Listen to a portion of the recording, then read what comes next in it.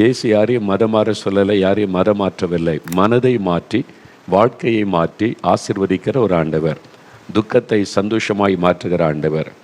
12 வருஷம் முடக்குவாதத்தில் முடங்கி கிடந்த ஒரு அருமையான சகோதரி, 12 வருஷம் யோசித்து பாருங்கள், எவ்வளோ பெரிய கஷ்டப்பட்டிருக்கிறாங்கல்ல. அது சொல்லும்போதே நம்ம பார்த்தோம் இயேசு எவ்வளோ அற்புதமாய் தொட்டு சுகமாக்கி இன்றைக்கி மகிழ்ச்சியோடு வாழ வைத்து கொண்டிருக்கிறார். 15 வருஷம் பில்லி சூனியத்தினால, அந்த பிசாசினால் பாதிக்கப்பட்டு தூக்கமே வராதான் அந்த அசுத்தாவி. அது வந்து நிற்கும், அது வந்து பேசும். 15 வருஷம் எவ்வளோ கஷ்டம் இல்லை. இயேசு எவ்வளோ அற்புதமாக விடுதலை கொடுத்தார். பாவத்திலேருந்து விடுதலை, வியாதியிலேருந்து விடுதலை, பிசாசு கட்டிலேருந்து விடுதலை. அதுக்கு இயேசு கிறிஸ்து ஏதாவது கட்டணம் வச்சுருந்தாரா? முதல்ல தட்டில் காசு போடு, காசு கொண்டு வா அப்படின்னு கேட்டாரா? இலவசம். இயேசு கிறிஸ்துக்கிட்ட ஆசீர்வாதம் பெறுவது எல்லாமே இலவசம். அவர் எதையுமே காசு இதை கொண்டு வா அதை கொண்டு வா என்று சொல்லுகிற தேவன் அல்ல. நீங்கள் தானே கேட்டீங்க அவங்க சொன்ன சாட்சிகளை. யாரிடத்தில் இயேசு அதை கேட்கவில்லை. இலவசம். பாவ மன்னிப்பு இலவசம், வியாதியிலிருந்து சுகம் இலவசம், பிசாசு கட்டிலேருந்து விடுதலை இலவசம். எங்கே ஒருத்தருக்கு வந்து பணம் டிமாண்ட் பண்ணுறாங்களோ நீங்கள் அறிந்து கொள்ளுங்கள், அது கடவுளாக இருக்கவே முடியாது. கடவுள் என்கிறவர் மனிதர்களை பிள்ளைகளைப் போல நேசிக்கிறவராக இருக்கணும். அவர் நம்மை சிருஷ்டித்த தேவன் அல்லவா. அப்போது நம்முடைய பிள்ளைகள், அவர் பிள்ளைகளுக்கு நன்மை செய்ய தகப்பன் காசு கேட்பாரா? இல்லை. அதிலேயே நீங்கள் விளங்கி கொள்ளணும். கடவுள் என்கிறவர் நம்மை நேசிக்கிறவர், இலவசமாய் நமக்கு விடுதலை தருகிறவர். அந்த இயேசு கிறிஸ்து தான் இந்த 3 விதமான அற்புதங்களை செய்து மகிழ்வித்தவர். இதை மாதிரி ஆயிரமான அற்புதங்களை இயேசு இன்றைக்கு செய்கிறார். அதே இயேசு தான் இன்றைக்கி உங்களோடு பேசி கொண்டிருக்கிறார். உங்கள் வீட்டில், நீங்கள் இருக்கிற இடத்துல, ஆஸ்பத்திரியில் நீங்கள் ஒருவேளை செல்ஃபோனில் பார்த்து கொண்டு இருக்கலாம், ட்ராவலில் இந்த நிகழ்ச்சியை பார்த்து கொண்டு இருக்கலாம். நீங்கள் எங்கே இருந்தாலும் அங்கே இயேசு இருக்கிறார். ஏன்னா இயேசு என்கிற நாமத்தை நீங்கள் விசுவாசித்து அதை பார்க்கிறதுனால உங்கள் பக்கத்தில் அவர் இருக்கிறார். உங்களுக்கு அவர் அற்புதம் செய்வார். ஏன்னா உங்களுக்கு ஒரு அற்புதம் இன்றைக்கு தேவை. யாரோ ஒருவருக்கு விடுதலை தேவை, இன்றைக்கு உங்களுக்கு விடுதலை தருவார். யாரோ ஒருவருக்கு பாவ மன்னிப்பு, சமாதானம் வேண்டும், பாவத்திலிருந்து அவர் விடுதலை கொடுத்து சமாதானம் தருவார். யாரோ ஒருவருக்கு சுகம் வேண்டும், ஆண்டவர் சுகம் தருவார். எந்த அற்புதமானாலும் ஒரே ஆண்டவர் இயேசு கிறிஸ்து உங்களுக்கு அந்த அற்புதத்தை செய்வார். அதனால் விசுவாசத்தோட நீங்கள் பார்த்தீங்களா, அவங்க எல்லாருமே விசுவாசித்து ஜெபித்த போது இயேசு அற்புதம் செய்தார். அதனால் விசுவாசத்தோட இயேசு என்னையும் நேசிக்கிறார், எங்கள் வீட்டில் என் பக்கத்தில் இயேசு இருக்கிறார், என் ஜெபத்தை அவர் கவனிக்கிறார்னு விசுவாசித்து, என் ஜெபத்துக்கும் இயேசு பதில் தருவார் என்று விசுவாசித்து, இயேசுவேன்னு அவருடைய பெயரை சொல்லி கூப்பிட்டீங்கன்னா அற்புதம் நடக்கும். இந்த மாதிரி அற்புத பெருவிழாவில் ஏன் ஆண்டவர் இவ்வளோ அற்புதங்களை செய்கிறார்? உலகம் முழுவதிலும் நிறைய நாடுகள், 160 நாட்டுக்கு மேலே இந்த ஜெபத்தில் இணைந்து இருக்கிறாங்க. பல மொழி பேசக்கூடியவங்க இணைஞ்சிருக்கிறாங்க. நிறைய ஊழியக்காரங்க இணைந்து இருக்கிறாங்க. எல்லாரும் இணைந்து ஜெபிக்கிறதுனால இந்த ஜெப வல்லமை உள்ளதாக இருக்கிறது. ஆண்டவர் இந்த கூட்டு லட்சக்கணக்கான பேர் இணைந்து ஜெபிக்கிறதுனால அந்த ஜெபத்தில் தேவனுடைய வல்லமை பலமாய் வெளிப்படுகிறது. இன்றைக்கு ஆண்டவர் உங்களுக்கு செய்வார். அதனால் விசுவாசத்தோட இன்றைக்கு ஒரு அற்புதம் எனக்கு நடக்கும், நீ காத்துருங்க, அற்புதத்தை நீங்கள் பெற்றுக்கொள்வீங்க. இந்த அற்புதத்திற்காக ஜெபிக்கிறதற்கு முன்னால் நம்ம வேதத்திலிருந்து ஒரு வசனத்தை தியானிக்க போகிறோம். என் கையில் இருக்கிற வேத புஸ்தகம் தேவனுடைய வார்த்தை. இதில் ஆண்டவருடைய வார்த்தை எழுதப்பட்டு இருக்கிறது. மனிதர்கள் பேசின வார்த்தைகளையும் ஆண்டவர் எழுத வைத்திருக்கிறார். என்றால் உண்மை சம்பவத்தை நம்ம தெளிவாய் அறிந்து கொள்ள வேண்டும் என்பதற்காக. ஆனால் ஆண்டவருடைய வார்த்தை என்று கர்த்தர் பேசின, இயேசு பேசின வார்த்தைகள் அதில் நிரம்பி இருக்கிறது. அந்த வார்த்தைகளை நம்ம தியானித்து தான் ஜெபிக்க போகிறோம். அதனால் இந்த நாளில் நம்ம ஒவ்வொரு மாதமும் இந்த அற்புத பெருவிழாவில் இயேசு எப்படிப்பட்டவர் என்பதை தொடர்ச்சியாக நாம் தியானித்து கொண்டே வருகிறோம். இயேசு எப்படிப்பட்டவர்? கடவுள் எப்படிப்பட்டவராக இருப்பார்? அவர் அன்பானவர், மனதுருக்கமுள்ளவர், இரக்கமுள்ளவர், அவர் அதிசயமானவர், அற்புதங்களை செய்கிறவர், சமாதான பிரபு. இப்படி அவருக்கு பல பெயர்கள் வேதத்தில் சொல்லப்பட்டு இருக்கிறது. அவருடைய பெயர்கள் ஒவ்வொன்றும் அவருடைய வல்லமை, அவருடைய அற்புதங்களை வெளிப்படுத்துகிறது. அவருடைய செயல்கள், அவர் ஆறுதல் படுத்துகிற தேவன், அவர் மனது உருக்கமுள்ள ஒரு தேவன். அதில் ஒவ்வொன்றும் நம்முடைய ஆசீர்வாதத்துக்காகத்தான், நம்மோடு சம்பந்தப்பட்டது தான். இன்றைக்கு கூட இந்த லூக்கா 19ஆம் அதிகாரத்தில் 3ஆம் வசனத்தில் வேதத்தில் சொல்லப்பட்டு இருக்கிறது.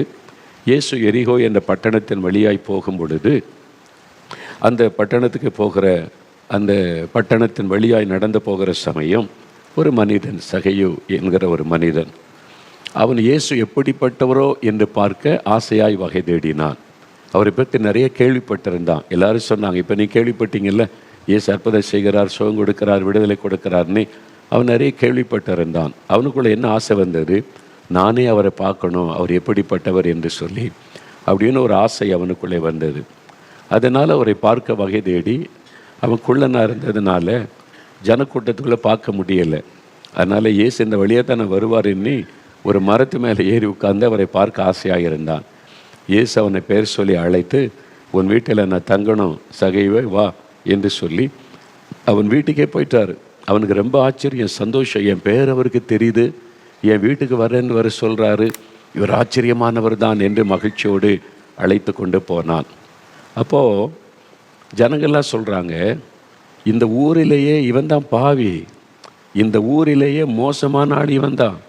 பணம் பணம் பணம்னு பணத்தை சம்பாதிச்சு வச்சுருக்கிறான், பதவியை தப்பாக பயன்படுத்துகிறான், வரி வசூலி. அவன் வந்து சீஃப் டேக்ஸ் கலெக்டர், வரி வசூலிக்கிறவன், அரசாங்கத்துக்கு வரி வசூல் பண்ணி கொடுக்கிறவன், அதில் மக்களை கசைக்கு பிழிஞ்சு ஏமாத்துகிறவன் என்று அந்த ஊரில் ஒருத்தன் அவனை மதிக்க மாட்டாங்க, நேசிக்க மாட்டாங்க. அதனால் ஊர் மக்கள்லாம் சொல்கிறாங்க, போயும் இவன் வீட்டுக்காக இயேசு போகிறாரு, இவன் தான் எங்கள் ஊர்லேயே பாவியான மனிதன். ஊர் மக்கள் சொல்கிறாங்க, பைபிளில் எழுதி இருக்கிறது. அப்போது இயேசு ஒன்றுமே சொல்லலை. இயேசு பாவிகளின் சிநேகிதர் என்று அழைக்கப்பட்டார். அவர் மேலே சுமத்தப்பட்ட ஒரு குற்றச்சாட்டு அதுதான். இவர் என்ன பாவிகளோடு உட்காந்து சாப்பிட்றாரு, பாவிகள் துன்மார்க்கர் அவங்க கூட உட்காந்து ஃப்ரெண்ட்ஷிப் வச்சுருக்கிறாரு, பாவிகளுக்கு நண்பராக இருக்கிறாருன்னு இயேசுக்கு அப்படி ஒரு குற்றச்சாட்டு சொல்லப்பட்டது. அவர் பாவிகளின் சிநேகிதர் என்று சொல்லப்பட்டார். நீங்கள் பாவி, நான் தகுதியே இல்லை, நான் கடவுள் என் வீட்டுக்கு வர்றதுக்கு நான் அவரை கூப்பிடக்கூட அருகதில்லைன்னு நினைக்கிறீங்களா? அவர் உங்களை ரொம்ப நேசிக்கிறார். உங்கள் ஃப்ரெண்டாக அவர் உங்களை நினைப்பார். பாவிகளின் சிநேகிதர் அவர். அந்த ஊரே சொல்லிடுவன் பாவின்னு சொல்லி அவன் வீட்டுக்கு இயேசு போகிறேன்னு சொல்லி போகிறார். அவன் மனம் திரும்புகிறான், தன் பாவத்தை அறிக்கையிடுகிறான். என் ஆஸ்தி இது வரைக்கும் எனக்கு நீ ஆஸ்தியாக சேர்த்தேன், நான் இனிமேல் ஏழைகளுக்கு பாதியை கொடுத்துட்றேன், யார்கிட்டையாவது அநியாயமாய் வாங்கியிருந்தால் நாளத்தனை திரும்பி கொடுக்குறேன் அப்படின்னு சொல்கிறான். எல்லாருக்கும் மத்தியில் ஊருக்கு நடுவில் இயேசு அவனை பார்த்து, சகைங்க வா, பாதியை சொத்தை ஏழைகளுக்கு கொடு, நிறைய பேர் அநியாயமாக வாங்கியிருக்கல, நாளத்தனை திரும்பி கொடு அப்படின்னு இயேசு சொல்லலை. இயேசுடைய பிரசன்னமே அவன் வாழ்க்கையை மாற்றினார். அதான் இயேசு.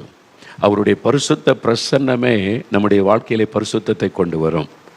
அதான் உண்மையான ஆண்டவர் செய்கிற ஒரு காரியம். பாருங்கள், இயேசு கிறிஸ்துவுடைய பிரசன்ன மாற்றத்தை கொண்டு வந்தது.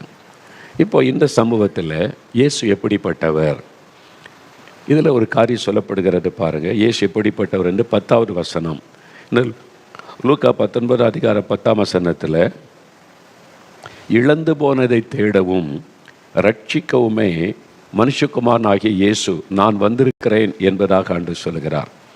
அதாவது இழந்து போனதை தேடி ரட்சிக்கிறவர் ஆண்டவர் இயேசு. எப்படிப்பட்டவர்? இழந்து போனதை தேடி வந்து ரட்சிக்கிறவர். உங்களை தேடி வந்திருக்கிறார். இன்றைக்கி உங்கள் வீட்டுக்குள்ளே நீங்கள் இருக்கிற இடத்துல உங்களை தான் தேடிக்கிட்டு இருக்கிறார். குடிச்சு வாழ்க்கையை கெடுத்து கொண்டு அவமானத்தோடு உட்கார்ந்துருக்கீங்களே, உங்களை தான் அவர் தேடுகிறார். ரகசியமாக பாவத்தில் மதுபானத்திற்கும் போதை வசல்களுக்கு அடிமைப்பட்டு வெளியே தெரியாமல் குற்ற மனசாட்சியோட பயத்தோடு உட்கார்ந்துருக்கீங்களே, உங்களை தான் அவர் தேடி வந்திருக்கிறார். நிந்தைகள், அவமான, வியாதி, வேதனை, வாழ்க்கையை முடிஞ்சு போச்சு, நீ செத்து போனால் நல்லதுன்னு நினைத்து கொண்டு இருக்கீங்கல்ல, உங்களை தேடி வந்திருக்கிறார். இழந்து போனதை தேடி ரட்சிப்பதற்கு வந்தவர் இயேசு கிறிஸ்து.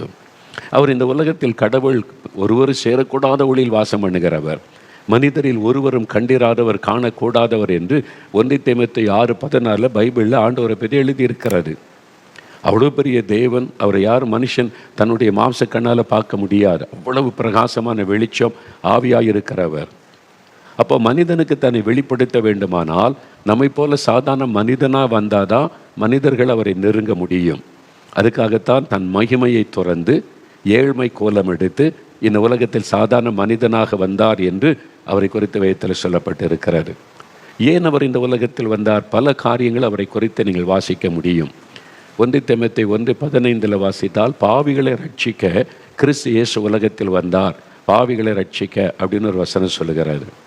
1 யோவான் 3ஆம் அதிகாரம் 8ஆம் வசனத்தில் பைபிளில் சொல்லி இருக்கிறது, பிசாசின் கிரியைகளை அழிக்கும்படி இயேசு வெளிப்பட்டார்.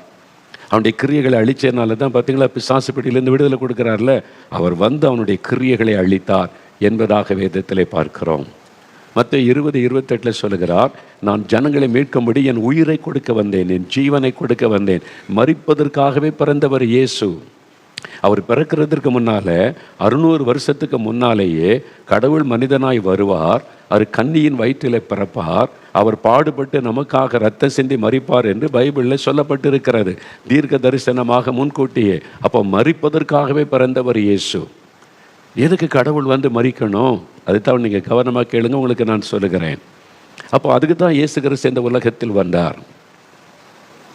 அதில் ஒரு காரியம்தான் இந்த வசனம் என்ன சொல்லுங்க, இழந்து போனதை தேடி ரட்சிக்கும்படிக்கு வந்தார். என்ன இழந்து போனார்? ஆண்டவர் இந்த உலகத்தை சிருஷ்டித்த போது வேதத்தின் முதல் புஸ்தகம் ஆதியாகமத்தில் எப்படி இந்த உலகத்தை ஆண்டவர் உண்டாக்கினார், முதல் மனிதனாகிய ஆதாமையும் ஏவாளையும் உண்டாக்கி ஆண்டவர் அவளை ஏதேன் என்கிற தோட்டத்திலே வைத்திருந்தார். மனிதனுக்கு எந்த குறையும் இல்லை, எந்த பயமும் இல்லை, வியாதி இல்லை, வேதனை இல்லை, மரணம் இல்லை, பயம் இல்லை, சந்தோஷமாக வாழணும், இவங்க ஏன் பிள்ளைங்க அப்படின்ற ஒரு பாசத்தோடு தான் ஆண்டவர் மனிதனை அந்த ஏதேன் தோட்டத்திலே வைத்தார். அப்போ மனிதனுக்கு எந்த குறைவுமே கிடையாது, சந்தோஷம், சமாதானம், ஆரோக்கியம், மகிழ்ச்சி, ஒரு சந்தோஷமாக வாழ்ந்து கொண்டிருந்தாங்க. ஆண்டவரே அவங்களோட பேச தினமும் இறங்கி வருவார், தினம் வந்து அவங்களோட பேசுவார், நடப்பார், என் பிள்ளைகளே என்று பேசுவார். அவங்க தகப்பனை போல நேசித்து அவரை கருத்தை பிடித்து கொண்டு நடப்பாங்க. எவ்வளோ சந்தோஷமான ஒரு வாழ்க்கையை மனிதனுக்கு அமைத்து கொடுத்தார். ஆனால் பிசாசு என்கிறவன், சாத்தான் என்று பிசாசு என்று சொல்லுகிறவர், ஏமாற்றி வஞ்சித்து ஏவாளை வஞ்சித்து பாவம் செய்ய வைத்து விட்டான், கீழ்ப்படியாமையை செய்ய பண்ணிவிட்டான். அது தேவனை துக்கப்படுத்தி விட்டார். பாவம் தேவனை விட்டு நம்மை பிரித்து விடும். பாவம் சின்ன பாவம் பெரிய பாவம்லாம் கிடையாது, பாவம் பாவம் தான். அது மனிதனை தேவனை விட்டு பிரித்து விடும். என்னால் அவர் பரிசுத்தமுள்ள ஒரு தேவன்.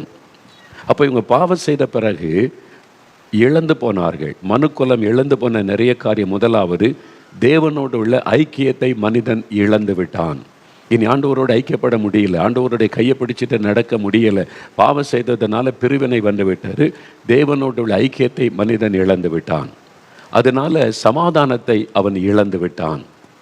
அதனுடைய விளைவாக வியாதியெல்லாம் வர ஆரம்பித்து ஆரோக்கியத்தை அவன் இழந்து விட்டான். அந்த பாவத்தின் நிமித்தம் சாபம் உண்டானதுனால சாபத்தின் நிமித்தம் ஆசீர்வாதத்தை அவன் இழந்து விட்டான். அது நிமித்தமாக பயம் உள்ளத்தில் வந்தது. இப்பொழுது தைரியத்தை அவன் இழந்து விட்டான். இப்படி மனிதன் பாவம் செய்தது நிமித்தம் நிறைய இழப்புகள் மனிதனுக்கு வந்தது. அதுதான் இன்றைக்கு வரைக்கும் நம்மை தொடர்ந்து வருகிறது. பயம், வியாதி, சாபம், பாதிப்புகள். அதனால் ஒரு பூரணமான ஒரு ஆசீர்வாதம் இல்லாதபடி இழப்புகளுக்கு மத்தியிலே நம்ம வாழ்ந்து கொண்டு இருக்கிறோம். இன்றைக்கி உங்களை யோசித்து பாருங்கள், உங்கள் சமாதானத்தை இழந்துட்டீங்க, உங்கள் குடும்ப சந்தோஷம் பாவத்து நிமித்தமாக இழந்து போனது, உங்களுடைய சரீர ஆரோக்கியத்தை இழந்துட்டீங்க, உங்களுடைய வருமானத்தை இழந்துட்டீங்க, உங்களுடைய மன தைரியத்தை இழந்துட்டீங்க, நம்பிக்கை இழந்துட்டீங்க, எதிர்காலம் எப்படி இருக்குமோன்ற பயம், கலக்கம். யோசித்து பாருங்கள், நிறைய காரியத்தை மனிதன் இழந்து போனான். வெளியில் அது சொல்லாவிட்டாலும் அவனுக்குள்ளே தெரியும் ஒரு வெறுமை, அந்த வேதனை. ஆண்டவர் அதை பார்த்து தான் இழந்து போன இந்த மனிதனுடைய வாழ்க்கையில் அவன் இழந்து போனதை திரும்ப கொடுக்கணும். ஏன்னா என் பிள்ளைகள், நான் தான் அவனை சிருஷ்டித்தேன். பிசாசு ஏமாற்றி அவளை பாவம் செய்ய வைத்து அவனுடைய வாழ்க்கையில் இழப்பை கொண்டு வந்து விட்டான். நான் மறுபடியும் அவர்கள் இழந்து போனதை திரும்ப கொடுக்கணும். நான் அவளை தேடி கண்டுபிடித்து அந்த ஆசீர்வாதத்தை கொடுக்க வேண்டும் என்பதற்கு தான் கடவுள் மனிதனாய் அவதரித்து வந்தார். அதுக்கு தான் இயேசு வந்தார். இழந்து போனதை தேடவும் ரட்சிக்கவும் மனிதனை தேடி வந்து அவன் இழந்து போன நன்மை அவனுக்கு கொடுக்கணும் என்பதற்காக இந்த உலகத்தில் வந்தார். அவர் வந்து அந்த உலகத்தில் ஒரு ஊழியம் செய்த நாட்களில் பாருங்களேன், இயேசு ஊழியம் செய்த நாட்களில் ஒரு பாவியான பெண் வருகிறாள். அது லூக்கா 7 அதிகாரத்தில் எழுதி இருக்கிறாரு. அவள் சந்தோஷத்தை இழந்துட்டா, சமாதானத்தை இழந்து விட்டாள், பரிசுத்தத்தை இழந்து விட்டாள். ஆண்டவருடைய பாதத்தில் விழுந்து அழுகிறாள்.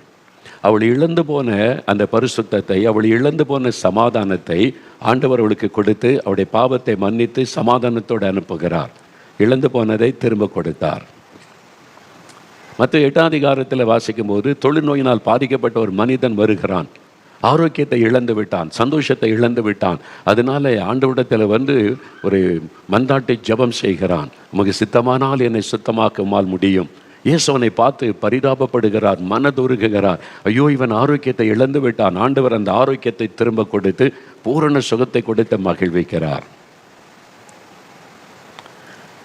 பிசாசினால் பாதிக்கப்பட்ட தன் மகனுக்காக ஒரு தகப்பன் வருகிறான். நீங்கள் என் மகனை அந்த ஆவி கொல்லுவதற்கு முயற்சி பண்ணுகிறது, என் மகனுக்கு இறக்க செய்யும்னு சொல்லி அந்த பிசாசு அவனுடைய உயிரை வாங்க போராடுகிறாரு. அதனால அவங்களுக்குள்ள பயம், கலக்கம், என்ன நடக்குமோ என்கிற நிலைமை, தூக்கம் போய்விட்டது, தைரியம் போய்விட்டது, நம்பிக்கை போய்விட்டு எல்லாத்தையும் இழந்துட்டாங்க. இயேசு விடுதலை கொடுத்து அந்த மகனை தகப்பன் கையில் சந்தோஷமாய் கொடுக்கிறார். இழந்து போன சந்தோஷம், தைரியம் எல்லாம் அவர்களுக்கு வந்து விட்டாரு. மனிதன் இழந்து போனதை அவனுக்கு திரும்ப கொடுக்க, ஆண்டவர் இழந்து போன மனிதனை மறுபடியும் தன்னோடு ஐக்கியப்படுத்த, அதுக்கு தான் கடவுள் மனிதனாக இயேசுவாக இந்த உலகத்தில் வந்தார். நீங்கள் நிறைய இழந்து போய் இருக்கிறீங்க. அதனால தான் இன்றைக்கு உங்களோட ஆண்டவர் பேசுகிறார். என் மகனே, மகளே, நீ இழந்து போன நிலைமையில வெளியே சொல்ல முடியாமல் உனக்குள்ளே வைத்து கஷ்டப்பட்டு வேதனைப்பட்டு கொண்டு இருக்கிறாய். உனக்காகத்தான் நான் இந்த உலகத்தில் மனிதனாய் வந்தேன் என்று ஆண்டவர் உங்களோடு பேசுகிறார். இதில் நீங்கள் பார்த்தீங்கன்னா, இயற்கைக்கு மேற்பட்ட விதத்தில் அவர் கிரியை செய்த பல காரியங்கள் என்னுடைய ஊழிய பாதையில் 46 வருடம் தேவன் கிருபையாய் இரக்கமாய் இந்த ஊழியத்தில் என்னை பயன்படுத்தி கொண்டு வருகிறார். தகுதியற்ற எனக்கு இந்த பாக்கியத்தை கொடுத்து நடத்துவது அவருடைய கிருபை. அதில் நான் நிறைய இயற்கைக்கு மேற்பட்ட வித்தியாசமான, நம்ப முடியாத அற்புதமான காரியங்களை நான் பார்த்திருக்கிறேன். அப்படிப்பட்ட மனிதர்களை சந்தித்திருக்கிறேன். அதில் ஒரு அற்புதம் எனக்கு ஞாபகம் வருகிறது. நான் இன்றைக்கி ஜெபம் பண்ணின போது அதை ஆண்டவர் ஞாபகப்படுத்தி அதை வைத்து தான் உங்களோடு பேசும்படி எனக்கு கட்டளையிட்டார். அப்போது ஒரு மனிதன் இழந்து போனான். நாகர்கோவில் என்று ஒரு பட்டணம் இருக்கிறது. கன்னியாகுமரி மாவட்டத்தில் நாகர்கோவில் என்கிற பட்டணம். சில ஆண்டுகளுக்கு முன்பாக நடந்த உண்மை சம்பவம் இது. அங்கே ஒரு மனிதன், அவனுக்கு மனைவி 2 பிள்ளைகள்லாம் இருந்தாங்க. அவர் வேலை செய்து கொண்டு சம்பாதித்து கொண்டு குடும்பம் நல்லா போய்கொண்டு இருந்தார். திடீரென்று நண்பர்களோடு சென்று குடிக்க ஆரம்பித்தார். மதுபானம், டாஸ்மாக் கடை வந்துட்டுல மதுபானம் நல்ல ஈஸியாக கிடைக்கிறதில்ல, குடிக்க அடிமையாக்கி விட்டார். அந்த பாவம் அவரை அடிமையாக்கி விட்டார். குடித்து குடித்து குடித்து பாவம் அடிமையாக்குனதுனால சந்தோஷம், மெய்யான சமாதானத்தை இழந்துட்டார். அவர் குடிச்சிட்டு வந்து மனைவி அடிக்கிறாரு, குழந்தைகள் அடிக்கிறாரு. ஏன்னா அந்த அந்த மதுபானம் ஒரு மனிதனை மிருகத்தை போல மாற்றி விடுகிறாரு. தன் மனைவி பிள்ளைகளை கூட நேசிக்க விடாமல் செய்து விடுகிறாரு. எவ்வளோ நாள் அவங்க பொறுத்துக்கிட்டு இருப்பாங்க? அடி வாங்கி கொண்டு, சின்ன பிள்ளைகளும் பயந்து கொண்டு, எதுக்கு இந்த அப்பாண்டி பிள்ளைகள் கேட்கக்கூடிய அளவுக்கு அவர் நடந்து கொள்ளுகிறார். சம்பாதிக்கிற பணத்தை வீட்டுக்கு கொண்டு வருவதில்லை. குடித்து மதுபான போதையில் வர்றது, பணமும் கொடுக்கறதில்லை. அடியும், மனைவி பிள்ளைகளை அடிப்பது. அந்த பிள்ளைகள் எப்படி தாங்குவாங்க யோசிங்க. பொறுத்து பொறுத்து பார்த்தாங்க, சமாளிச்செல்லாம் பார்த்தாங்க. அதுக்கு மேலே சமாளிக்க முடியலை. அதனால் அடியும் தாங்க முடியலை, சாப்பாட்டுக்கும் வழி இல்லை.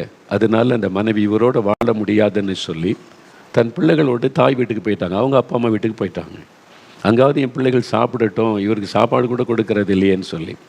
இப்போது அவர் தன்னுடைய குடும்பத்தை இழந்து விட்டார். தன்னுடைய மனைவி பிள்ளைகளை இழந்துட்டார், தனியாக இருக்கிறார். ஆரம்பத்தில் ரொம்ப சந்தோஷம். முன்னால் மனைவி வந்து திட்டுவாங்க, பேசுவாங்கன்னு பயந்துக்கிட்டு இருந்தாரா? இப்போ யாரும் கண்ட்ரோல் கிடையாது. இஷ்டப்படி குடிக்கலாம், இஷ்டப்படி வரலாம், போகலாம். கொஞ்ச நாள் அது நல்லா தெரிஞ்சது அவருக்கு. அதனால் குடிச்சிட்டு வர்றது, எல்லாம் சம்பாதிக்கிற பணத்தெல்லாம் அதில் செலவு பண்ணிட்டு வர்றது, இப்போ யாரும் கேட்குறக்கு இல்லையா? இது கொஞ்ச நாள் அப்படி இருந்தது, அவ்வளோதான். இப்போ வேலைக்கு ஒழுங்காக போகிறதில்லை. இப்போ சரீரம் பாதிக்கப்பட்டு விடுது. குடித்து இப்போ ஆரோக்கியத்தை இழந்து விட்டார். அவருடைய சரீர ஆரோக்கியம் போய்விட்டார். இப்போ வேலை செய்ய முடியல. குடித்த போதையில் இருந்து வேலைக்கு ஒழுங்காக செய்ய போகலை. அவங்க பார்த்தாங்க, நீ லாய்க்கு இல்லை வேலைக்கு, அதனால் வேலையை விட்டு ஒன்று நிறுத்திடணும்னு வேலை போய்விட்டார். வேலையை இழந்து விட்டார். பாருங்கள், ஒன்று இழந்து பாவம் ஒரு மனிதனுக்குள்ளே இழப்பை கொண்டு வரும்.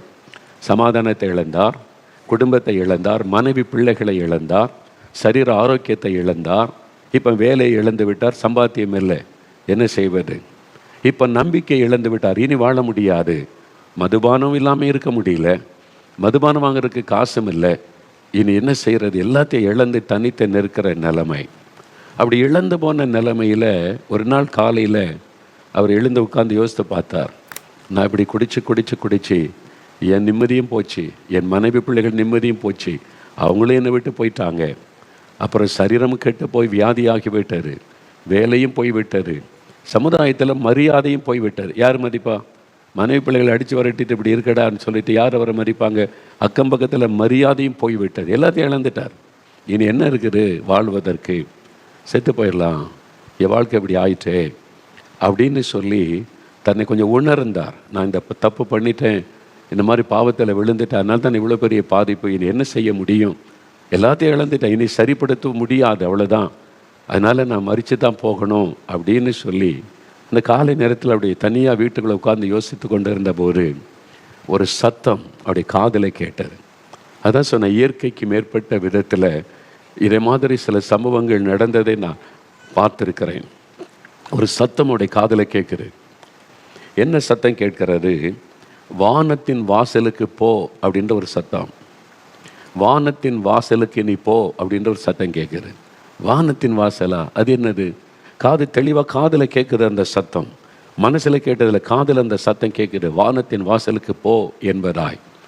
ஏதோ ஒரு சத்தம் கேட்குது, வானத்தின் வாசலுங்குது. அது என்னது? அவர் பைபிள் வாசிக்கிறதில்ல, ஜெபிக்கல, ஒன்றும் தெரியாத வசனமும். வானத்தின் வாசல் சொல்லுது, நீ மெதுவாக எழுந்து பக்கத்து தெருவில் அவருடைய உறவினர் ஒருவர் இருந்தாங்க. இது ஒரு சனிக்கிழமை காலையில் நடக்கிறாரு. விடியற் காலையில் சத்தம் கேட்டோன்னே விடியற் காலை அவர் எழும்பி பக்கத்து தெருவில் சொந்தக்காரங்க ஒருவர் இருக்கிறாங்க, தெரிஞ்சவங்க, வழக்கினவங்க இருக்கிறாங்க. அங்கே போனால் அவங்க எங்கே புறப்பட்டுக்கிட்டு இருக்காங்க, ஃபேமிலியாக குடும்பமாக இங்கே கிளம்புறாங்க.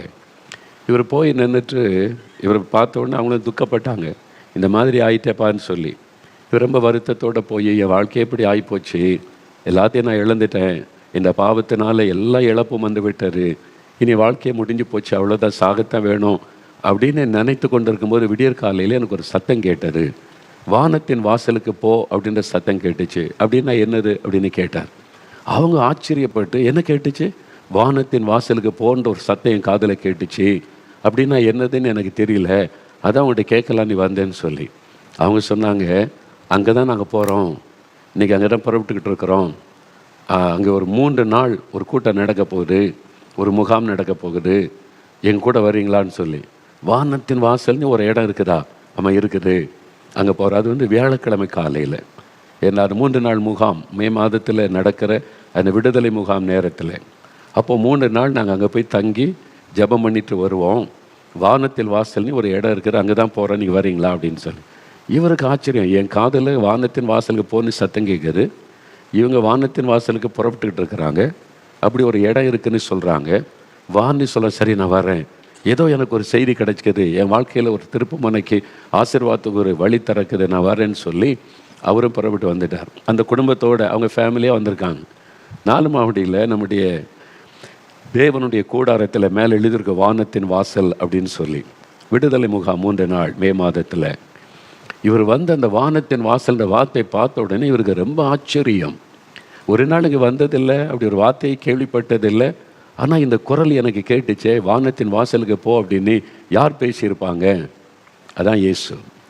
ஒரு பாவியான மனிதன் எல்லாத்தையும் இழந்து போன நிலைமையில் இருக்கிறான், இனிய வாழ்க்கை முடிஞ்சு போச்சு, செத்து தான் போகணும்னு நினைக்கிறான். ஆண்டவர் அவனை நேசிக்கிறார். இயேசு அவன் மேலே பாசமாய், ஐயோ இந்த மனிதன் அழிந்து விடக்கூடாது, நான் அவனுக்கு ஒரு புது வாழ்க்கை தர முடியும் அப்படின்னு சொல்லி ஒரு வழி நடத்துதலை கொடுக்கிறார். வானத்தின் வாசலுக்கு போ. அவர் வந்து இதை பார்த்த உடனே ஆச்சரியம், ஆயிரக்கணக்கான மக்கள் வந்திருக்கிறாங்க, முகாம் நடக்கிற 3 நாள். அவர் வந்து இதுக்கு முன்னால் அப்படி பார்த்ததே இல்லை. முதல் நாள் கூட்டத்தில் உட்கார்ந்து செய்தி கேட்டார், என்ன நடக்கிறது, ஆண்டவர் எப்படி அவருடைய லைஃப்பில் செயல்பட்டார் என்பதை அவர் சொன்னார். அந்த குடும்பம் எனக்கு தெரியும், நான் பார்த்துருக்கிறேன், அவங்க வந்து சொன்னதை நான் கேட்டிருக்கிறேன். அப்போ வந்து முதல் நாள் கூட்டத்தில் உட்கார்ந்துருந்தாரா, கர்த்தருடைய வசனம், வேத வசனத்தை கொண்டு ஆண்டவர் பேசினார். தன் பாவத்தை மறைக்கிறவன் வாழ்வடைய மாட்டான், அறிக்கை செய்து விட்டு விடுகிறவன் இரக்கம் வருவான். நீதிமொழிகள் 28:13 பைபிளில் சொல்லி இருக்கிறது.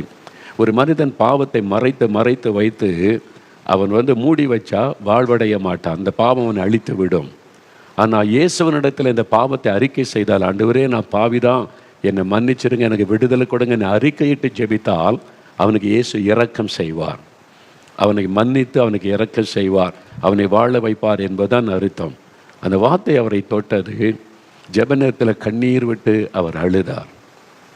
என்னுடைய பாவத்தினால தானே நான் எல்லாத்தையும் இழந்துட்டேன், ஆண்டவரே என்னை மதுபான பாவத்துக்கு இடம் கொடுத்து என் சந்தோஷத்தை சமாதானத்தை இழந்தேன், என் மனைவி பிள்ளைகளை இழந்துட்டேன், என் வாழ்க்கையை நான் இழந்துட்டேன், என்னை மன்னிங்கன்னு சொல்லி பாவத்தை விட்டு மனம் திரும்பினார்.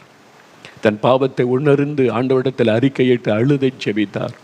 முதல் நாள் அவர் ஜெபிக்கும் போது இயேசுடைய கரம் அவரை தொட்டது. அவருக்குள்ள அந்த பாவத்தின் பாரம் விலகினது. இப்போ சொன்னாங்கல்ல அந்த சகோதரர் வந்து, எனக்கு குழந்தை ஏதோ வெளியேறி போச்சு, அதான் அந்த பாரம் அவர் விட்டு விலகினது. பாவத்தின் பாரம், அவரை அழித்து கொண்ட இந்த பாவத்தின் பாரம் விலகி ஒரு சந்தோஷம், ரட்சிப்பின் சந்தோஷம். அதுக்கு பேர் தான் பாவ மன்னிப்பின் சந்தோஷம், ரட்சண்ய சந்தோஷம்னு பைபிளில் சொல்லி இருக்கிறாரு. அதுதான் மெய்யான சமாதானம். அந்த பாவ மன்னிப்பின் சமாதானம் இயேசு தருவதை நீங்கள் பெற்றுக்கொண்டாதான் அதுதான் உலகம் தர முடியாத, எடுக்க முடியாத மெய்யான சமாதானம். அந்த சமாதானம் உள்ளத்தில் வந்துட்டு அவருக்குள்ளே தெரிந்தது, என் வாழ்க்கை மாறிவிட்டது. முதல் நாள் ஒரு அற்புதம் நடக்கிறது, அவருடைய லைஃப் சேஞ்ச் ஆகுது. அவர் இழந்து போன சமாதானத்தை ஆண்டவர் திரும்ப கொடுக்கிறார். பாவ மன்னிப்பை கொடுத்து, அந்த ரட்சிப்பின் சந்தோஷத்தை கொடுத்து, இழந்து போன அந்த சமாதானத்தை திரும்ப பெற்றுக்கொள்கிறார். புது மனிதனாய் மாறிவிட்டார். அந்த குடிக்க வேண்டும் என்ற எண்ணம் மறைந்து விட்டது. மதுபானத்தை குறித்த விருப்பம் போய்விட்டது. ஒரு மாற்றம். அதுதான் இயேசு செய்கிற பெரிய ஒரு அற்புதம். ஒரு மனிதனுடைய வாழ்க்கையை மாற்றுவது, அவனுடைய இருதயத்தை மாற்றுவது, சிந்தையை மாற்றுவது, அது இயேசுவால் மட்டும்தான் முடியும். பாவ சிந்தையை மாற்ற முடியும் பிசாசால. பரிசுத்த சிந்தையை மாற்ற இயேசுவால் மட்டும்தான் முடியும். ஆண்டவர் அவரை மாற்றிட்டார். இப்போ பெரிய சந்தோஷம் அவருக்கு. நான் என் பாவத்தெல்லாம் ஆண்டவர் மன்னிச்சிட்டாரு, இனிமேல் நான் குடியில் அந்த சிந்தையெல்லாம் போயிட்டு, முதலாவது பெரிய ஒரு சந்தோஷம் வருகிறது. 2வது நாள் கூட்டத்தில் முகாம் காலையிலேருந்து மாலை இரவு வரைக்கும் நடக்கும்.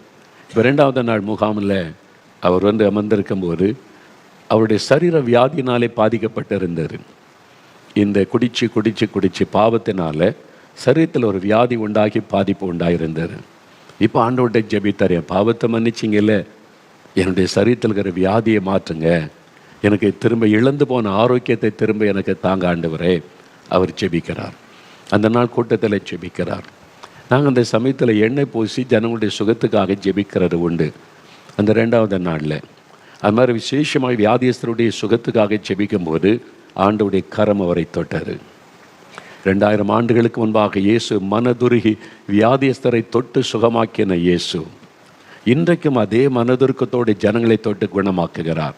அவருடைய கையில் அப்படி என்னங்க இருக்குது விசேஷம்னு சொன்னீங்கன்னா, 1 பேதுரு 2ஆம் அதிகாரம் 24 வசனத்தில் வேதத்தில் எழுதியிருக்கிறது, அவருடைய கரத்தில் ஆணி பாய்ந்த தழும்புகள் இருக்கிறது, அவருடைய தழும்புகளால் சுகமாகிறோம். அந்த தழும்புள்ள கரம் தொட்ட உடனே வியாதி நம்மை விட்டு விலக்கிவிடும். அவர் சிலுவையில் நம்முடைய நோய்களை சுமந்திருக்கிறார். 1 பேதுரு 2:24 சொல்லுகிறது, நம்முடைய பாவத்தை மன்னிக்க அவர் சிலுவையிலே பாவங்களை சுமந்தார். மத்தேயு 8ஆம் அதிகாரம் 17ஆம் வசனத்தில் பைபிள் வேதத்தில் சொல்லியிருக்கிறது, அவர் நம்முடைய நோய்களையும் பலவீனங்களையும் சிலுவையிலே சுமந்தார், நமக்காக காயங்களை ஏற்றுக்கொண்டார். ஆணி அடிக்கப்பட்ட கையில், அந்த ஆணி அடிக்கப்பட்ட தழும்புகள் இப்பவும் இயேசுவின் கையில் இருக்கிறது. அவருடைய தழும்புகளால் குணமாகிறோம் என்று வசனம் சொல்லுகிறது. அப்போ ஏன் அவர் காயப்பட்ட தழும்புகளை ஏற்றுக்கொண்டார்? நம்மை சுகமாக்குவதற்கு. அதில் ஒரு வல்லமை உண்டு. அதனால் தான் இயேசுவே தொடும், இயேசுவே குணமாக்கும் என்று ஜெபிக்கிறோம். அவருடைய தொடுதலை பலர் உணர்கிறார்கள். நான் மரணப்படுக்கையில் கிடந்த போது இயேசுடைய கரம் என்னை தொட்டதை உணர்ந்தேன். உடனே என்னுடைய மரணக்கட்டு மாறி நான் சுகம் பெற்று விட்டேன். அவருடைய தழும்புகள் அந்த வல்லமை இருக்கிறாரு. அந்த சகோதரனை ஆண்டவர் தொட்டார், வியாதி போய்விட்டார், மறைந்து விட்ட சரீரத்தில் இழந்து போன ஆரோக்கியத்தை திரும்ப பெற்றுக்கொண்டார். இப்போ இன்னும் பெரிய சந்தோஷம். பாவம் மன்னிக்கப்பட்டு உள்ளத்தில் ஒரு பெரிய சமாதானம். சரீரத்தில் இந்த வியாதி போய்விட்டார், இப்போ நல்ல ஆரோக்கியம், பெரிய சந்தோஷம். அதுதான் இயேசு, அதுதான் இயேசு. உங்களுக்கு கூட இந்த மாதிரி ஒரு தேவை இருக்குல்ல, பாவம் மன்னிக்கப்படணும், இந்த பாவம் என் மனசாட்சியை பாதிக்குது, இந்த பாவம் தொடர்ந்து வந்துக்கிட்டே இருக்குது, அதை விடவும் முடியல, அந்த பாவ சிந்தனை போராடுது. இயேசுவால் விடுதலை கொடுக்க முடியும். யோவான் 8:36 சொல்லுகிறது, இயேசு கிறிஸ்துவை விடுதலையாக்கினால் மெய்யாகவே விடுதலை ஆவீர்கள். இன்றைக்கு உங்களுக்கு பாவத்தில் இந்த விடுதலை, இன்றைக்கு உங்களுக்கு பாவ மன்னிப்பின் சந்தோஷம் நீங்கள் பெற்றுக்கொள்ள போகிறீங்க. ஏன்னா உங்களுக்காகத்தான் அந்த உலகத்தில் மனிதனாக இயேசு வந்தார். அவங்க கிறிஸ்தவங்களுக்காக இயேசு வரவில்லை. இயேசு பிறந்தபோது கிறிஸ்தவங்களே கிடையாது. பின்னால் தான் மக்கள் கிறிஸ்தவர்கள் என்று அவங்க அழைக்கப்பட்டாங்க. அப்போ இயேசு பிறக்கும்போது கிறிஸ்தவங்கன்னே ஒரு கூட்டமே கிடையாது. முழு உலகத்திற்கும் பாவத்திலிருந்து மக்களை விடுதலையாக்க ரட்சகராகத்தான் இயேசு வந்தார். உங்களுக்காக உங்கள் பாவத்தை மன்னித்து பாவத்திலிருந்து விடுதலையாக்கத்தான் இயேசு மனிதனாய் வந்தார். அதுக்கு தான் சிலுவை சுமந்தார். நம்முடைய பாவங்களை தன்மீது ஏற்றுக்கொண்டு சிலுவை சுமந்து ரத்தம் சிந்தி பலியானார். ஏன்னால் ரத்தம் சிந்ததில் இல்லாமல் பாவ மன்னிப்பு உண்டாகாது. உலகத்தில் இருக்கிற பெரும்பாலான மதங்களில் மிருகத்தை பலி செலுத்த ரத்தம் சிந்துறாங்க. ஏன்னா ரத்த சிந்துதலிருந்து பாவ மன்னிப்பு உண்டாகாது என்று அந்த மிருகத்தின் மேலே தன்னுடைய பாவத்தை செலுத்தி அந்த ரத்தத்தை சிந்துகிறார்கள். இது நிறைய மதங்களில் இருக்கிறது. சிலதில் வெளிப்படையாக செய்கிறாங்க, சிலதை ரகசியமாக செய்கிறாங்க. ஆனால் வேதம் சொல்லுகிறது ரத்தம் சிந்துதல் இல்லாமல் பாவ மன்னிப்பு உண்டாகாது. அப்போ மிருகத்தினுடைய ரத்தம், ஆட்டினுடைய ரத்தம், கோழியினுடைய ரத்தம், இந்த பறவையினுடைய ரத்தம் எல்லாம் மனிதனுடைய பாவத்தை நிரந்தரமாக மாற்ற முடியாது. அந்த நேரம் ஒரு திருப்திக்காக மனிதன் வருஷம் பலி செலுத்தி அதில் திருப்தி அடைந்து போகிறான். அது பாவத்திலிருந்து முழுமையான விடுதலை கொடுக்க முடியாது. ஆகவே தான் கடவுள் மனிதனாய் வந்தார். மனுஷ ரத்தம் சிந்தப்படணும், மனிதனுடைய பாவம் மன்னிக்கப்பட. பரிசுத்தமுள்ள ரத்தமாக இருக்கணும், குற்றமற்ற ரத்தமாக இருக்கணும். உலகத்தில் அப்படி எந்த ஒரு பரிசுத்த மனிதனும் இல்லை. நாம் எல்லாரும் பிறக்கும் பொழுதே பாவத்தில் பிறக்கிறோம். அப்போ அதற்காகத்தான் கடவுள் மனிதனாய் வந்து அவர் அவருடைய பிறப்பை பரிசுத்தம், ஆண் துணை இல்லாதபடி கன்னிக்கு இயேசு கிறிஸ்து பிறந்தார். பரிசுத்தாவியனுடைய வல்லமையினால் அவர் பிறந்தார் என்பதாக வேதத்திலே பார்க்கிறோம். அதற்கு காரணம் அவர் பலியாக வேண்டும், அவர் பரிசுத்தராக இருக்க வேண்டும், எந்த ஒரு கரையும் தொடர்ந்து வரக்கூடாது. அப்படிப்பட்ட ஒரு பரிசுத்தராய் வாழ்ந்து தன்னுடைய இரத்தத்தை சிந்தணும். அதுக்கு தான் இயேசு வந்தார். தன்னுடைய இரத்தத்தை சிலுவையிலே சிந்தினார். அதன் மூலமாக நமக்கு பாவ மன்னிப்பு, சாபத்திலிருந்து விடுதலை, அவருடைய தழும்புகளால் வியாதியிலிருந்து அற்புத சுகம் தருகிறார். உங்களுக்கு என்னைக்கு தருவார். நீங்கள் இதை விசுவாசித்தால் அந்த அற்புதத்தை பெற்றுக்கொள்ள முடியும், உங்கள் வாழ்க்கையில் பெற்றுக்கொள்ள முடியும். இப்போ 2வது நாளில் 2வது அற்புதம் நடைபெற்றது. இப்போ 3வது நாள் கடைசி நாள், விடுதலை பெருவிழா 3வது நாள் கடைசி நாள். அதை முடிச்சுட்டு ஈவினிங்கில் வீட்டுக்கு போகணும். இப்போ அவர் ஜெபிக்கிறார், ஆண்டவரே என் பாவத்தை மன்னிச்சு எனக்கு சமாதானத்தை நீங்கள் தந்துட்டீங்க, ஸ்தோத்திரம். நான் இழந்து போன சந்தோஷத்தை தந்துட்டீங்க, ஸ்தோத்திரம். நான் இழந்து போன என்னுடைய சரீர சுகத்தை தந்துட்டீங்க, ஸ்தோத்திரம். நான் இழந்து போன வேலை எனக்கு வேணும். நான் வேலை செய்தால் தான் என்னை சாப்பிட முடியும். அதனால் எனக்கு வேலை நீர் கிடைக்க பண்ணணும். ஜெபம் பண்ணுறார். நான் இழந்து போன குடும்பம் எனக்கு வேணும், என் மனைவி பிள்ளைகள் எனக்கு வேணும், இழந்து போனது எனக்கு திரும்ப தாங்கன்னு சொல்லி 3வது நாள் கண்ணீரோட இயேசுண்டத்தில் மன்றாடி செபிக்க, என் பாவத்தினால தான் வேலை இழந்துட்டேன், குடும்பத்தை இழந்துட்டேன், என்னை மன்னிச்சிட்டிங்கல்ல, அப்போ எனக்கு வேலை கொடுங்க, என் மனைவி பிள்ளைகளை எனக்கு தாங்க, இழந்து போனதை தாங்க நீ கண்ணீரோடு செபிக்கிறார். அவருக்குள்ள ஒரு பெரிய விசுவாசம், என் ஜெபத்தை ஆண்டவர் கேட்டு விட்டார் என்று சொல்லி அவர் இங்கிருந்து மாலையில் புறப்பட்ட நாகர்கோயிலுக்கு போகிறாங்க. இவர் போய் வீடுக்கு சேர்றதுக்குள்ளே அப்படி மனைவி பிள்ளைகள் திரும்பி வந்துட்டாங்க. இவர் போய் வீட்டு வாசலுக்கு போனால் அங்கே வாசலில் உட்காந்துருக்குறாங்க. ஆண்டவர் இழந்து போன குடும்ப உறவை திரும்ப கொடுத்தார், மனைவி பிள்ளைகளை கொடுத்தார், இழந்து போன வேலையை திரும்ப கொடுத்தார். இப்போ வேலை செய்து சம்பாதித்து தன் மனைவி பிள்ளைகளோட மகிழ்ச்சியோடு ஆண்டவர் வாழ செய்தார். அதுதான் இயேசு. அதுக்கு தான் அவர் வந்தார். அதுக்கு தான் இயேசு இந்த உலகத்தில் மனிதனாய் வந்து சிலுவையிலே தன்னுடைய இரத்தத்தை சிந்தி மரிக்க தன்னை பலியாய் கொடுத்தார் உங்களுக்காக. உங்கள் வாழ்க்கையில் இன்றைக்கி இழந்து போன நிலைமையில் இருக்கிறீங்க, சந்தோஷத்தை இழந்துட்டீங்க, சமாதானத்தை இழந்துட்டீங்க, ஆண்டவரோடு உள்ள ஐக்கியத்தை பாவத்து நிமித்தை இழந்துட்டீங்க, குடும்ப சமாதான உறவுகளை இழந்து குடும்பத்துக்குள்ள சண்டை, குழப்பம், சமாதானமற்ற நிலைமை, உங்களுடைய பிஸ்னஸில் நீங்கள் இழப்பை சந்தித்து கொண்டு இருக்கிறீங்க, வருமானத்தை இழந்துட்டீங்க, வேலையை இழந்துட்டீங்க, உங்களுடைய சரீர ஆரோக்கியத்தை இழந்துட்டீங்க, ஏதோ ஒரு இழப்பினால உங்களை மதிப்பு மரியாதை இழந்து மற்றவங்களுக்கு பரிகாசம் ஆயிட்டீங்க, ஒரு வேதனையோடு நின்று கொண்டு இருக்கிறீங்க. இயேசு சொல்லுகிறார், என் மகனே உனக்காகத்தான் நான் இந்த உலகத்தில் மனிதனாய் வந்தேன், என் மகளே உனக்காகத்தான். இழந்து போனதை தேடவும் ரட்சிக்கவும் தான் மனுஷகுமாரனாகிய இயேசு வந்தார். அதுக்கு தான் நான் வந்தேன். அப்போ இழந்து போனதை மறுபடியும் என்னோடு சேர்த்துக்கொள்ள அந்த ஆசீர்வாதத்தை மனிதனுக்கு கொடுக்க தான் சிலுவையிலே மரிக்க என்னை ஒப்பு கொடுத்தேன். ஏன்னா நான் பலியாகாதபடி இந்த ஆசீர்வாதத்தை பெற முடியாது, பரிகாரம் செய்யணுமே. அவர் தான் பரிகாரி. பைபிளில் சொல்லப்பட்ட இயேசு கிறிஸ்து பரிகாரியாக இருக்கிற கர்த்தர். இன்றைக்கி பாவத்துக்கும் சாபத்துக்கும் ஒரு தோஷத்திற்கும் பரிகாரம் செய்யணும்னு பணம் செலவு செய்யப்படுகிறது அல்லவா? இயேசு தான் பரிகாரி. நானே ஒரு பரிகாரியாக இருக்கிற கர்த்தர் ஆண்டவர் சொல்லுகிறான். அதுக்கு தான் சிலுவையில் தன்னுடைய இரத்தத்தை சிந்தி அடிக்கப்பட்டு நொறுக்கப்பட்டு தன் சரீரத்தை காயப்பட ஒப்பு கொடுத்து அந்த சிலுவையில் ஒரு பரிகாரத்தை உண்டாக்க மறித்து 3வது நாள் உயிரோடு கூட எழுந்து இன்றைக்கு உயிரோடு கூட இருக்கிறார். அந்த இயேசு தான் உங்களை சந்தித்து கொண்டு இருக்கிறார். இன்றைக்கு உங்களுக்கு ஒரு அற்புதம் நடக்க போகிறது. நீங்கள் இழந்து போனதை திரும்ப பெற்றுக்கொள்ள போகிறீங்க. உங்கள் வாழ்க்கையில் இழந்து போய் வேதனைக்கு நடுவில் இருக்கிற உங்களை தேவன் ஆசீர்வதித்து உங்களுடைய துக்கத்தை சந்தோஷமாய் மகிழ்ச்சியாய் மாற்றப் போகிறார். அதற்கான நேரம். அதுக்கு தான் இப்போ நாம் ஜெபிக்க போகிறோம். ஆண்டவரே என் வாழ்க்கையிலையும் இந்த மாதிரி ஒரு அற்புதம் செய்யுங்க. நானும் இழந்து போன நிலைமையில் இருக்கிறேன். நான் இழந்து போனது எனக்கு திரும்ப வேணும். அப்படின்னு நீங்கள் உங்களை அர்ப்பணித்து ஜெபிக்கும் போது அந்த ஆசீர்வாதத்தை இன்றைக்கு நீங்கள் பெற்றுக்கொள்ள போகிறீங்க. அப்போ என்ன காரியத்தை இழந்துட்டீங்க, எதில் உங்களுக்கு அந்த ஆசீர்வாதம் வேண்டும் என்பதை நீங்கள் முதலாவது தீர்மானிக்கணும். ஒருவேளை உங்களுடைய பாவத்தை நிமித்தம் பரிசுத்தத்தை இழந்திருக்கலாம். உங்களுடைய பாவத்தை நிமித்தம் தேவனோட உள்ள ஐக்கியத்தை இழந்து சமாதானத்தை இழந்து போயிருக்கலாம். எனக்கு மறுபடியும் அந்த பரிசுத்தம் வேணும், எனக்கு மறுபடியும் தேவனோடு நான் ஐக்கியப்படணும், மறுபடியும் எனக்கு அந்த சமாதானம் வேணும், இழந்து போனதை இயேசுவே எனக்கு திரும்ப தரணும் அப்படின்னு ஜெபிக்கணும். என்னை பாதிக்கிற அந்த பாவத்தில் இந்த விடுதலை வேணும் அப்படின்னு ஜெபிக்கணும். ரெண்டாவது, உங்களுடைய சரீரத்தில் வியாதி, ஆரோக்கியத்தை இழந்து சுகத்தை இழந்து ஒரு வலி வேதனை பலவீனத்தோடு நீங்கள் வாழ்ந்து கொண்டு இருக்கலாம். ஆண்டவர் நீங்கள் இழந்து போன சரீர ஆரோக்கியத்தை உங்களுக்கு அவர் திரும்ப தருவார், சுகம் தருவார். அவருடைய தழும்புகளால் சுகமாவீர்கள். இன்றைக்கு ஜெபிக்கும் போது அற்புதம் நடக்கும். அவங்க சொன்னாங்களே, முடக்குவாதத்தினால் பாதிக்கப்பட்டிருந்த அந்த சகோதரி 12 வருஷம் முடக்குவாதத்தில் உட்கார்ந்து படுத்து வேதனை, நரக வேதனை. இயேசு தொட்டு குணமாக்கி விட்டாரே, அவருடைய தழும்புகளால் குணமாக்கினாரே. உங்களுக்கு செய்வார். எந்த வியாதியாக இருக்கட்டும், கேன்சராக இருக்கட்டும், அவருடைய தழும்புகளால் சுகமாவீர்கள்.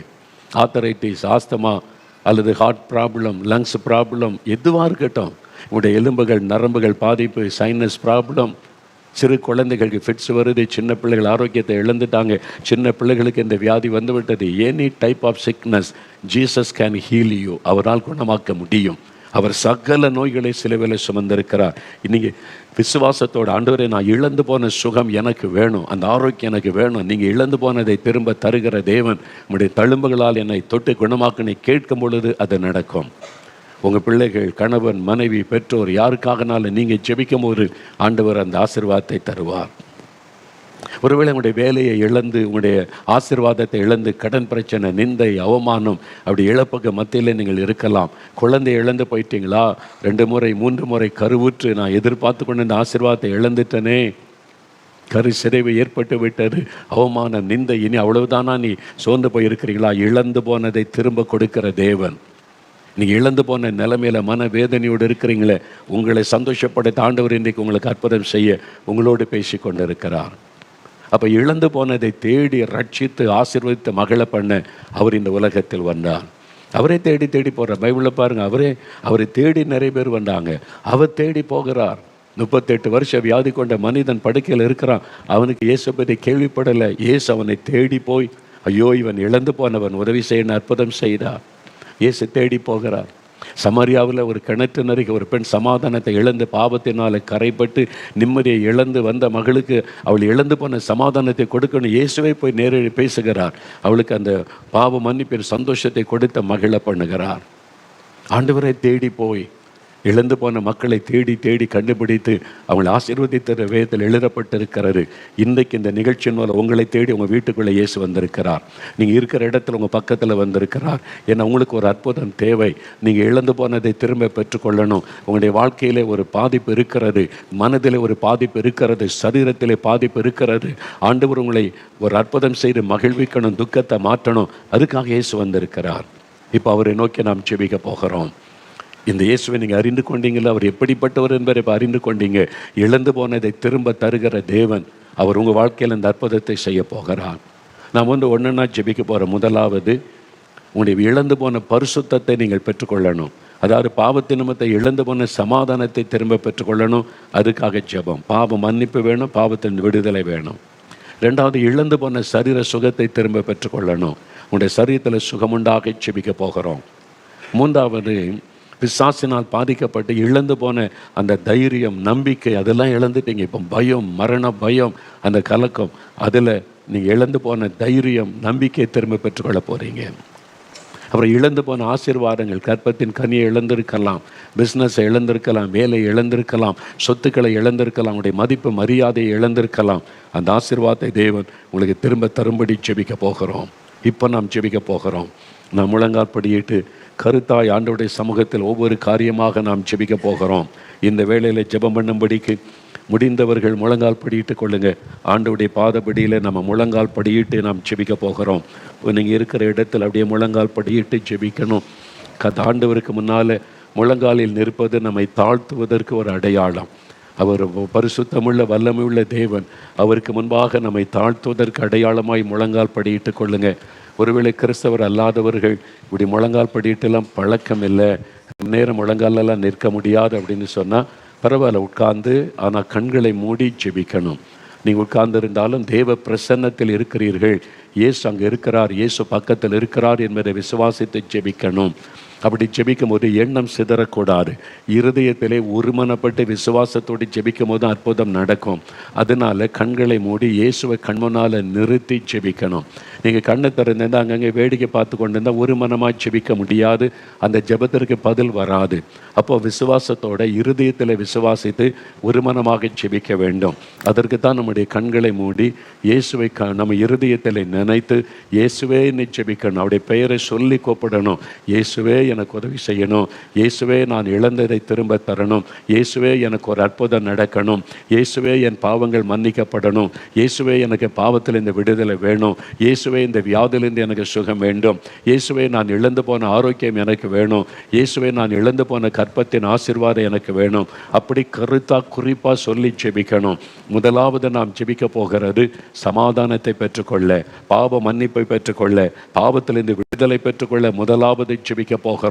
என்னால் இயேசு சொன்னார், முதலாவது தேவனுடைய ராஜ்யத்தையும் அவருடைய நீதியையும் தேடுங்கள், அப்பொழுது எல்லாமே உங்களுக்கு கூட கொடுக்கப்படும் என்று இயேசு சொன்னார். முதலாவது இயேசுவே நீர் எனக்கு வேணும், என் உள்ளத்தில் வர வேண்டும், என் வாழ்க்கையிலே நீர் வர வேண்டும், நீர் வந்தால் எழுந்து போன சந்தோஷம் எனக்கு கிடைக்கும், சமாதானம் எனக்கு கிடைக்கும், பரிசுத்தம் எனக்கு உண்டாகும், அதனால நீர் எனக்கு வேண்டும் அப்படின்னு சொல்றவங்க இருதயத்தில் கை வைங்க.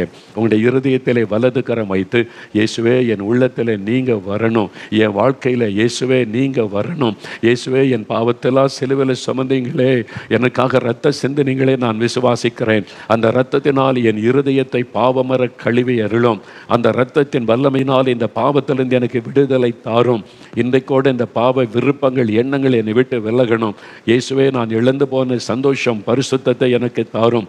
ஜெபிங்க ஜெபிங்க, ஐயா ஜெபம் பண்ணுங்க, அம்மா ஜெபம் பண்ணுங்க. இன்னும் எவ்வளவு காலம் பாவத்தில் நிம்மதி இல்லாமல் வாழ போகிறீங்க, இன்னும் எவ்வளவு காலம் பாவத்துக்கு அடிமைப்பட்டு உங்களுடைய வாழ்க்கையை நீங்கள் தொலைத்தவர்களாய் வாழ போகிறீங்க. இயேசு உங்களுக்கு ஒரு புது வாழ்க்கை கொடுக்க உங்களை சந்தித்து கொண்டிருக்கிறார். இயேசு உங்களுக்கு ஒரு புதிய ஆரம்பத்தை கொடுக்க உங்களோடு பேசி கொண்டிருக்கிறார். இயேசு கிறிஸ்துவின் ரத்தம் சகல பாவங்களை நீக்க நம்மை சுத்திகரிக்கும். இயேசு கிறிஸ்து விடுதலை ஆக்கினால் மெய்யாகவே விடுதலை ஆவீர்கள். இப்போ இருதயத்தில் கை வைத்து இயேசுவே மன்னியும், இயேசுவே உம்முடைய ரத்தத்தினால் என்னை கழுவும், இயேசுவே எனக்கு விடுதலை தாரும், இயேசுவே இயேசுவே ஜெபம். இனிமேல் இந்த மதுபானம் எனக்கு வேண்டாம், இந்த போதை வஸ்துகள் எனக்கு வேண்டாம், ஆண்டவரே இந்த அடிமைத்தனம் எனக்கு வேண்டாம், இந்த பாவ அடிமைத்தனம் எனக்கு வேண்டாம், என் சிந்தனையிலே காணப்படுகிற பாவங்கள் விலகட்டும், என்னை அடிமையாக்கி வைத்திருக்கிற பாவங்கள் எல்லாம் விலகி எனக்கு ஒரு விடுதலை வேணும். இயேசுவே மன்னியும், இயேசுவே விடுதலை தாரும், இயேசுவே சமாதானம் தாரும், எனக்கு இழந்து போன சமாதான சந்தோஷத்தை தாங்க ஆண்டவரே, இயேசுவே எனக்கு உதவி செய்யும், என்னால் பாவத்தை விட முடியலை, என்னால் அதிலிருந்து வெளியே வர முடியலை, நீங்கள் எனக்கு விடுதலை கொடுங்க, நீங்கள் விடுதலை கொடுக்கிற ஆண்டவர்னு சொல்கிறாங்களே, எனக்கு இயேசுவே விடுதலை கொடுங்க, என் உள்ளத்தில் வாங்க, எனக்கு புது இருதயம் தாங்க. ஜெபிக்க ஆண்டவருடைய வல்லமை தொடுகிறாரு, இயேசுவின் ரத்தத்தின் வல்லமை உங்களுடைய இருதயத்திற்குள்ளே இறங்குகிறாரு. இதோ உங்களுடைய ஜெபம் கேட்கப்பட்டு கொண்டிருக்கிறாரு. ஆண்டவருடைய வல்லமை சிலர் மீது இறங்குவதை உணர்கிறீர்கள், ஆண்டவருடைய பிரசன்னம் உங்களை தொடுவதை உணர்கிறீர்கள். இப்பொழுது உங்களுடைய உள்ளத்தில் இருந்த அந்த பாவம் விலகுகிறது, பாவ இருள் விலகுகிறது, ஆண்டவருடைய வெளிச்சம் உள்ளத்தில் பிரகாசிக்கிறது, உங்களுடைய வாழ்க்கையின் இருள் விலகி ஒரு வெளிச்சம் உண்டாகிறது, சமாதானம் சந்தோஷம் உண்டாகிறது. இயேசுவே என்னை மன்னித்ததற்காய் ஸ்தோத்திரம், இயேசுவே எனக்கு விடுதலை தருகிறதற்காய் ஸ்தோத்திரம். அப்படி ஆண்டவரை துதிங்க, வாய் திறந்து நீங்க துதிக்க உங்களுடைய உள்ள மகிழ்ச்சியினால் நிரம்புகிறது, சந்தோஷத்தினால் நிரம்புகிறது. ஆண்டவருக்கு நன்றின்னு சொல்லி ஆண்டவரை துதிக்க ஆரம்பிங்க. கிருபாகரன், எனக்கு அன்பு தம்பி கிருபாகரன், உன்னோடு ஆண்டவர் இன்றைக்கு பேசினார். நீ இழந்து போன ரட்சிப்பின் சந்தோஷத்தை திரும்ப வேணுமென்னு ஜெபம் பண்ணினாய், உன் பாவத்தை அறிக்கை செய்து ஜெபித்ததனால் ஆண்டவர் உன்னை மன்னித்து இழந்து போன ரட்சிப்பின் சந்தோஷத்தை திரும்ப உனக்கு தருகிறார். இழந்து போன பரிசுத்தத்தை ஆண்டவர் உனக்கு திரும்ப தருகிறார். உனக்கு ஒரு விடுதலை உண்டாகிறது. ஆண்டவரை துதித்து மகிமைப்படுத்து, இயேசுவே ஸ்தோத்திரம் என்று ஆண்டவரை மகிமைப்படுத்து. ஆண்டவருடைய வல்லமை சந்தோஷம் உடைய உள்ளத்தை நிரப்புகிறது. இயேசுவுக்கு ஸ்தோத்திரம், ஆண்டவரை துதித்து மகிமைப்படுத்துங்கள். ஆண்டவர் ஆண்டவர் அப்படி செய்கிற அன்பிற்காக உமக்கு ஸ்தோத்திரம். பாவத்தை மன்னித்து விடுதலை தந்து கொண்டிருக்கிற அன்பிற்காக உமக்கு ஸ்தோத்திரம். உமக்கு நன்றி ஆண்டவரே, நன்றி அப்பா. கட்டுகள் அறுக்கப்படட்டும், பாவத்திலிருந்து விடுதலை உண்டாகட்டும். பரிசுத்தத்தை கொடுத்து ஆசீர்வதிங்க, சமாதானத்தை கொடுங்க. ஆவிக்குரிய அபிஷேகத்துக்காக ஜெபிக்க கேட்ட பிள்ளைகளுக்கு அபிஷேகத்தை கொடுங்க, வல்லமையை கொடுங்க. மன சோர்வுகள் எல்லாம் மாறட்டும், டிப்ரெஷன் விலகட்டும் இயேசுவின் நாமத்தில். நோய்கள் எல்லாம் மறையட்டும், எல்லா பலவீன கட்டுகள் வியாதியின் கட்டுகள் அறுக்கப்படட்டும், சுகம் உண்டாகட்டும் இயேசுவின் நாமத்தில். எல்லா பிசாசின் கட்டுகள் மந்திர பில்லிசோனிய வல்லமைகள் அழியட்டும். ஒரு விடுதலையும் ஆசீர்வாதம் அந்த பிள்ளைகளுக்கு உண்டாகட்டும்.